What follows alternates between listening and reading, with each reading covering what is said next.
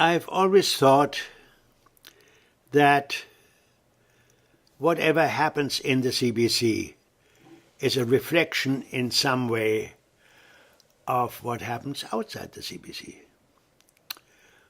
So when I arrived in Montreal, coming from Montreal in Toronto in 1953, I found myself at the very heart of CBC radio in 1953. The very heart was the Department of Talks and Public Affairs. And it was at the very center of public broadcasting, in a department that considered itself a kind of guardian of virtue, of integrity, probity, independence from government, independence from outside pressures. That was pure. It considered itself pure, and I was delighted to be part of that purity. I'd seen it. See, I told myself I fitted in perfectly. It's rather ridiculous now to think of it that way. However, that's how I felt. I was extremely pleased with myself and extraordinarily fortunate. And I began working right away. I found it no great problem. I had whatever little technical knowledge was required, and I produced all kinds of programs. I produced, yes, I suppose, but my title was not that of a producer. I was a program organizer, which is more likely an executive producer. I worked with producers. And it was my job to dream up programs and find people and all that. I did that. Little did I know that radio was already not on the way out, because it's never been on the way out. It's never been out. But it was already away from the center of activity, because it so happened that the year before I arrived, 1952, television arrived in Canada. And from the very beginning, it occupied the center of public attention. Now, television had arrived in Canada in 1952, but as a Canadian institution, but of course it was very well established before then, because Canada was already tuned into American television. And from Vancouver to Halifax, everywhere, there were antennas, certainly in all the big cities and also smaller places, which received American television perfectly well. So people were already watching American television before Canadian television arrived. However, Canadian television did arrive. And it arrived first in Toronto and Montreal, and then in smaller cities. But there was no network yet. It was no network. I belonged to a national department in radio that was coast to coast, considered that was a very important element, that it was nation building. It was a national network. In fact, there were two radio networks, whereas television began locally. The first were the two big cities, Toronto and Montreal. And there was not a network yet until I think 1959 or something like that.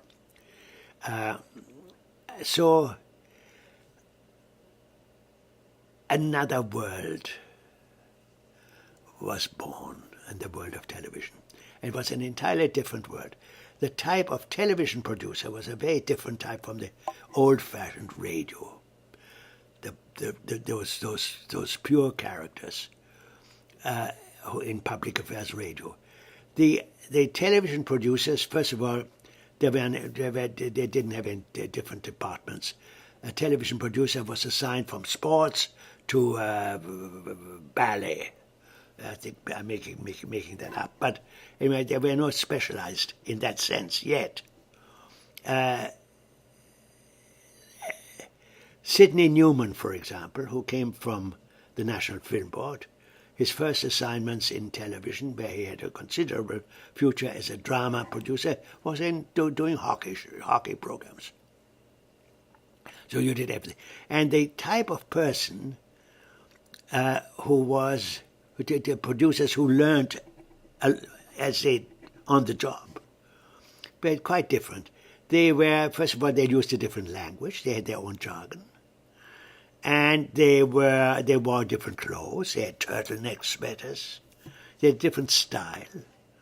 They had no particular interest in the whole idea of public broadcasting. They were interested in doing what they were doing, producing shows. Could have done it for anybody. They were also very keen on the mystique, the whole process of making a program. It was, of course, technically much more demanding than radio. In radio, you had a studio and there were a couple of people and an operator. In television, you had regiments of people, technicians and script assistants, very important element, because it added an element, shall we call it, let us call it sex, a nice three-letter word. And they were swinging. The television producers were different species of Homo sapiens, a different character. And one of the interesting things about it, that's a very important element here, is they had no loyalty to the CBC, no particular loyalty. The institution didn't interest them. For us in the senior medium of radio,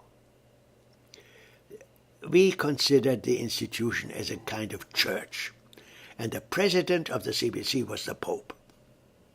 And there was a college of cardinals, and they're the vice presidents, and most of them had been announcers before, some of them, let us say. And the conflict was built in. The conflict was from the beginning. A conflict between producers and management was inherent in the system and in the types of people that were involved. Now,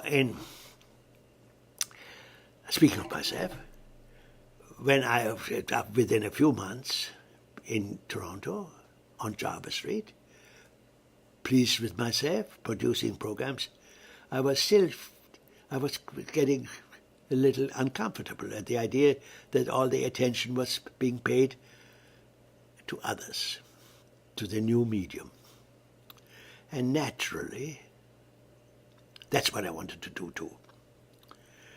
I had friends there. I watched television. It was terrifically exciting.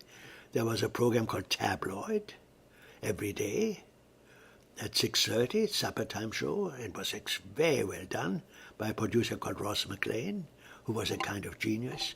Everybody was a little bit afraid of him. And that interested me. So I managed, I can't remember whether there was any particular secret diplomacy which I had used, but I managed to get myself attached to him. I had no authority over him, but to work with him, to be somehow in on it. So I had troubleshooting whenever I had a problem. I tried to help him solve it. I was very much in the background, and there was nobody. It was not a very important activity, but it was important for me. And then later on, similarly, there was a program which some old people may remember called Fighting Words, which was run by Nathan Cohen, who was a great personality, critic. And similarly, there I got myself attached to Fighting Words, and the producer was Clifford Solway, and we made friends. I had no authority over them. They had the budget, and whoever has the budget has the last word.